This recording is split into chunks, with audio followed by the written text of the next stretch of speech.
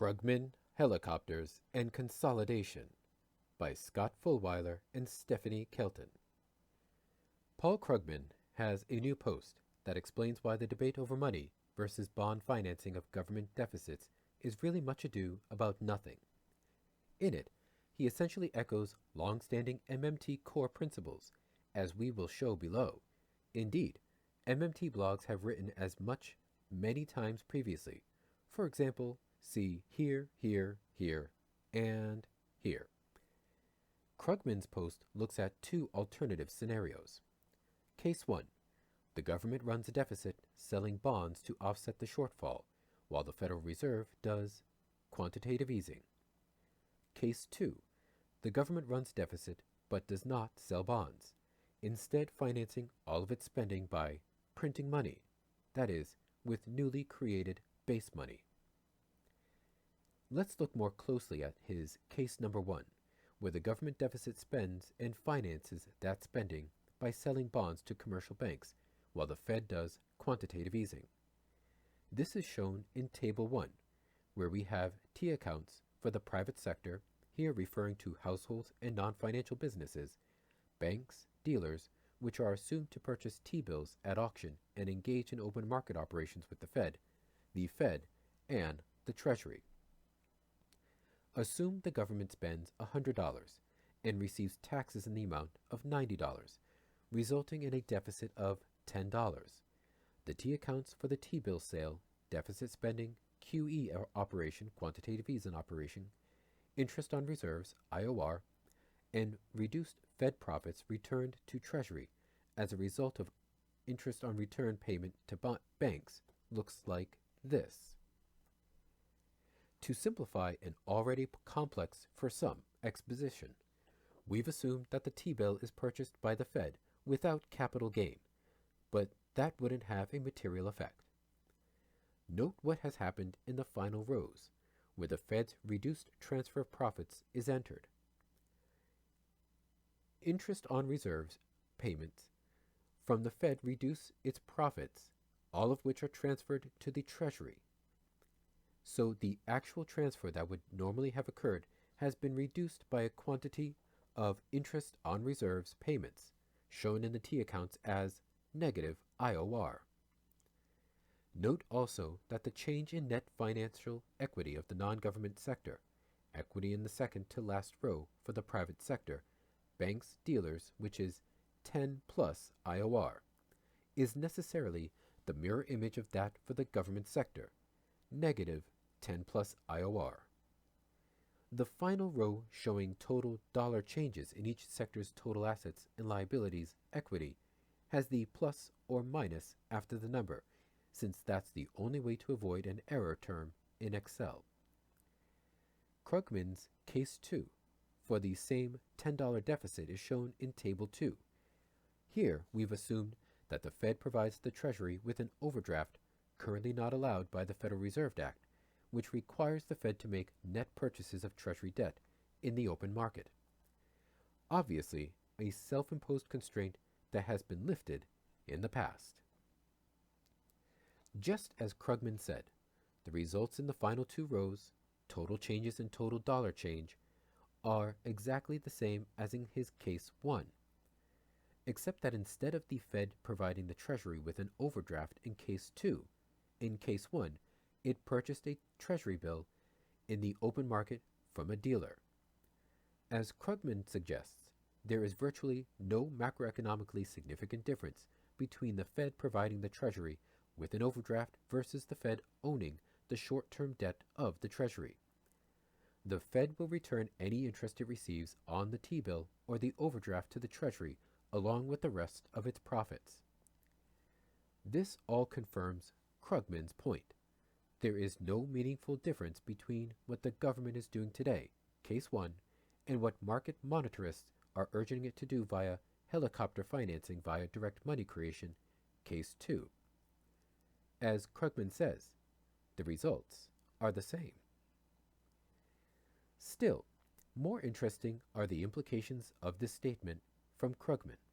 Quote, "It doesn't take fancy analysis to make this point, just an acknowledgement that in financial terms, at least, the central bank is part of the government.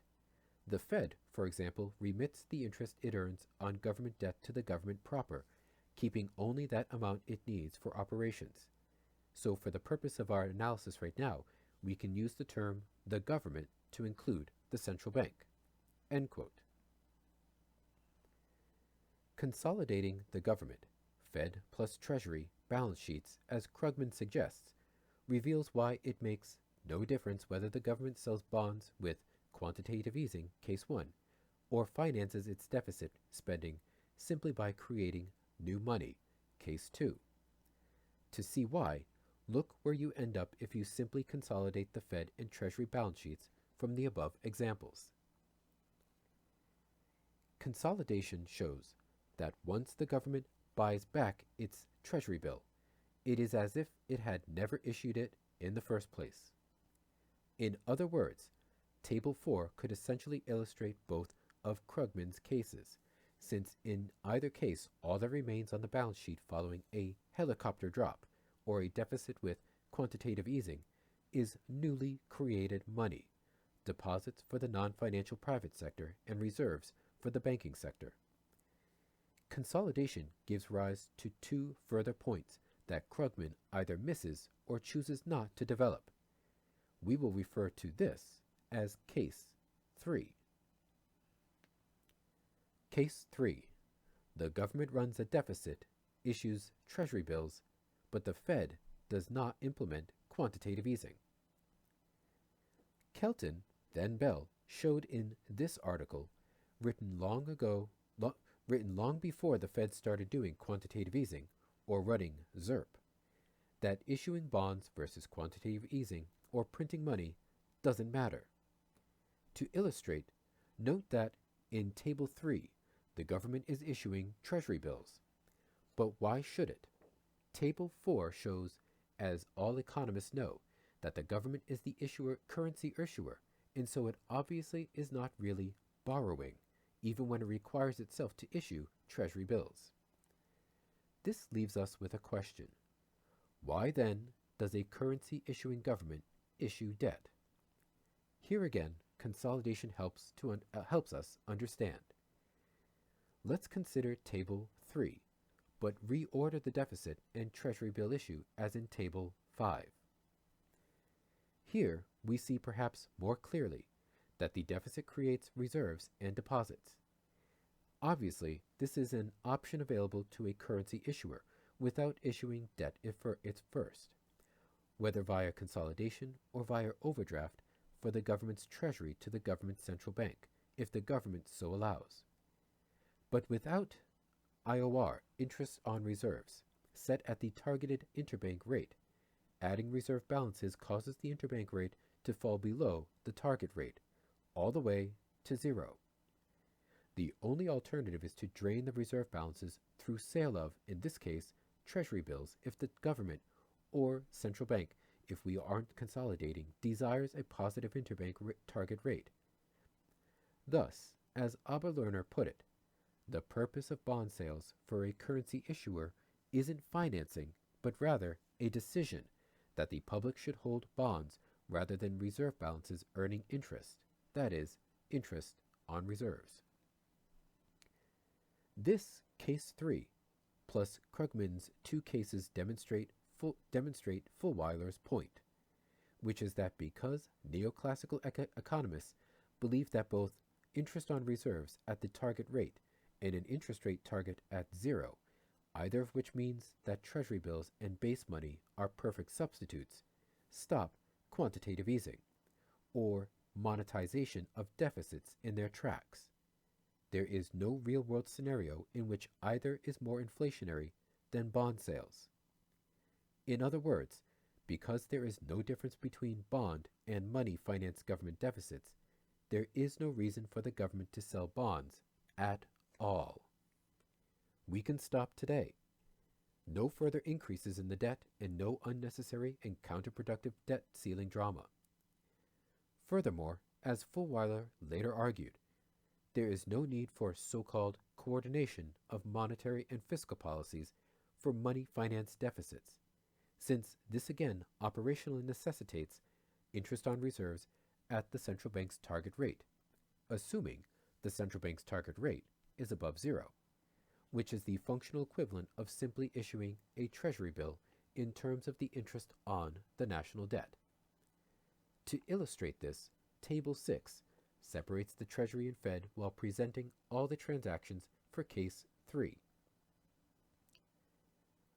From the second to last row, total changes, the only difference between Table 6 unconsolidated, Case 3, and Table 2, Case 2, is interest on the Treasury bill in the form of interest on reserves equals Fed's target rate in the latter.